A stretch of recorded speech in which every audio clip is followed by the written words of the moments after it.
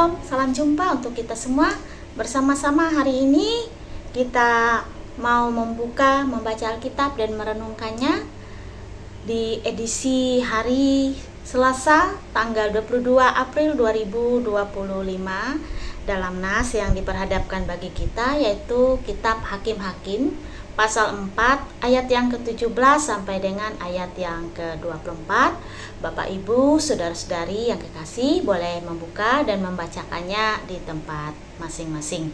Saya akan membaca bagi kita semua pada ayat yang ke-23 dan ayat yang ke-24. Demikian firman Tuhan. Demikianlah Allah pada hari itu menundukkan Yabin, raja Kanaan, di depan orang Israel. Dan kekuasaan orang Israel kian keras menekan Yabin, raja Kanaan, sampai mereka melenyapkan Yabin, raja Kanaan itu. Saudara-saudaraku yang kekasih dalam Tuhan kita Yesus Kristus, perikop nas yang bersama-sama kita baca yaitu Deborah dan Barak.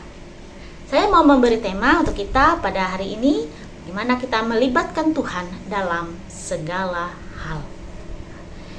Deborah adalah hakim keempat dan satu-satunya hakim perempuan. Ia seorang nabi, seorang penasehat, mediator, dan konselor yang baik. Bila dikatakan atau bisa kita katakan, ia adalah salah seorang perempuan yang berpengaruh pada zamannya. Nah, pada saat itu adalah zaman patriarki. Perempuan dianggap tidak penting sebagai warga kelas 2. Nah, walaupun begitu, ia tidak merasa rendah diri, ia tetap melakukan tanggung jawabnya sebagai seorang perempuan dengan baik. Ia melaksanakan perannya sebagai seorang istri. Nah, saudara-saudaraku, jika kemarin kita bersama-sama merayakan dan memperingati Hari Kartini tanggal 21 April, di mana Kartini adalah sosok yang memperjuangkan emansipasi perempuan, persamaan hak antara perempuan dan laki-laki. Dan pada saat ini kita boleh melihat dari sosok Deborah, di mana Deborah juga adalah seorang perempuan dan satu-satunya hakim perempuan. Nah, dan dia juga sebagai seorang nabi. Pada waktu itu bangsa Israel berada dalam penindasan Raja Kanaan selama 20 tahun. Sisera selaku kepala pasukan. Deborah pun memerintahkan Barak sebagai pemimpin prajurit Israel untuk menyerang Sisera. Tapi Barak merasa ragu untuk berperang sendirian. Karena itu ia bersikeras meminta Deborah untuk turut pula maju berperang. Permintaan Barak ini direspon baik oleh Deborah. Ia rela untuk turun gunung tanpa rasa takut, turut maju berperang bersama prajurit ke medan peperangan demi membela umat Tuhan. Kehadiran Deborah ini benar-benar menjadi pendorong dan penyemangat, bahkan berpengaruh besar bagi prajurit Israel untuk melawan musuh. Karena Tuhan turut bekerja, mereka berhasil mengalahkan musuh. Bahkan Sisera pun mati. Ini menunjukkan bahwa Deborah benar-benar menjadi sosok panutan dan sangat dihormati rakyatnya. Dalam hal ini kita melihat bahwa bagaimana Deborah melibatkan Tuhan dalam segala hal, baik perannya sebagai hakim perempuan maupun sebagai seorang nabi dan bahkan seorang istri. Nah, kualitas rohani, kualitas kepemimpinan yang berjalan seiring benar-benar menjadi kunci sukses Deborah dalam memimpin bangsa Israel yang melibatkan Tuhan dalam segala hal. Deborah dalam memimpin bangsa Israel sebagai nabiah ia sangat peka akan suara Tuhan.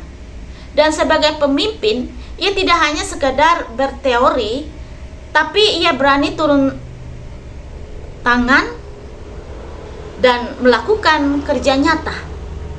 Nah, dalam menjalankan tugasnya sebagai seorang hakim dan nabi pun, ia tidak menonjolkan diri, tapi ia selalu melibatkan Tuhan dalam setiap tindakannya. Deborah tidak haus kekuasaan, sekalipun ia berperang, bahkan menang,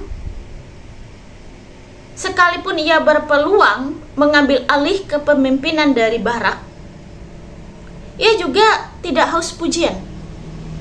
Walaupun ia berhasil menjadi motivator Barak dan orang Israel untuk maju mengalahkan musuh, tapi sebaliknya kita melihat kerendahan hati Deborah menerima tanggung jawab untuk melakukan kehendak Tuhan. Ia mengambil tugas itu dan ia menyerahkan ke dalam Tuhan. Ia mengembalikan segala pujian kepada Tuhan, Sang Empunya pelayanan.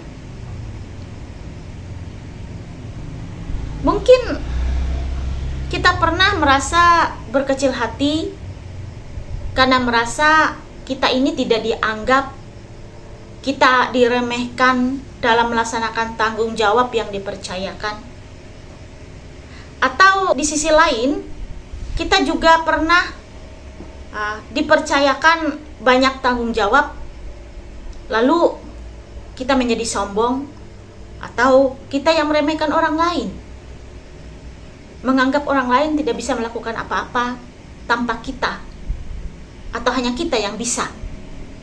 Kita menjadi arogan karena merasa sebagai orang penting. Nah, kedua sikap itu keliru, dan kiranya jangan sampai ada pada kita. Mari kita seperti Deborah, belajar rendah hati dengan penuh keberanian. Ia menerima tugas yang Tuhan berikan, apapun tanggung jawab yang Tuhan percayakan, baik pekerjaan rumah tangga, studi kita, pelayanan, pekerjaan sebagai pimpinan di perusahaan, atau sebagai karyawan, atau sebagai apapun kita. Mari kita lakukan dengan sungguh-sungguh, dengan mengandalkan Tuhan, melibatkan Tuhan dalam segala hal. Kalau berhasil, setiap pujian kita terima dengan rendah hati, mengembalikan kepada Tuhan. Sebab Tuhan yang memampukan kita untuk menyelesaikan itu semua. Bersama dengan Tuhan, kita mampu menghadapi, mampu menyelesaikannya, dan mampu untuk memperjuangkan sampai berhasil dan sukses.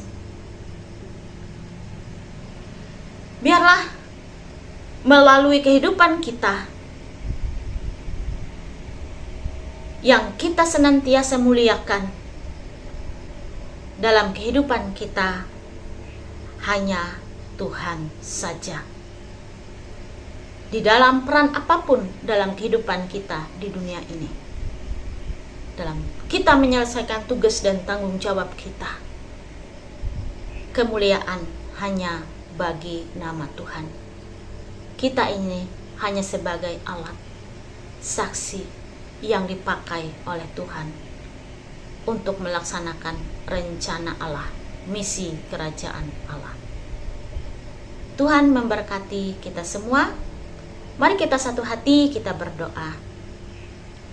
Bapa yang terkasih, kembali kami merendahkan diri, syukur Tuhan sudah menyertaikan kehidupan kami, memberkati kami boleh melewati hari demi hari karena tangan Tuhan yang memimpin kami. Terima kasih Tuhan mempercayakan dalam tugas dan tanggung jawab kepada setiap kami. baik kami ketika dipercaya sebagai pemimpin ataupun kami dipercaya untuk menjadi bawahan, pekerjaan apapun yang kami lakukan, kami percayakan dalam tangan Tuhan, melibatkan Tuhan, agar kami dapat melakukan tugas dan tanggung jawab itu dengan baik dan seturut dengan kehendak Tuhan. Mampukan kami ya Tuhan Allah untuk menjalankan setiap tugas-tugas yang dipercayakan kepada kami. Terima kasih ya Tuhan Allah, ketika kami menjadi seorang pemimpin, biarlah kami menjadi pemimpin yang rendah hati. Begitupun ketika kami dalam menjalankan tugas kami, baik di kantor, di rumah, dimanapun, kami boleh menjalankannya dengan senantiasa mengandalkan Tuhan. Terima kasih ya Tuhan Allah, kami serahkan seluruh kehidupan kami, tugas dan pekerjaan kami ke dalam tangan Tuhan. Kami berdoa dan bersyukur. Amin.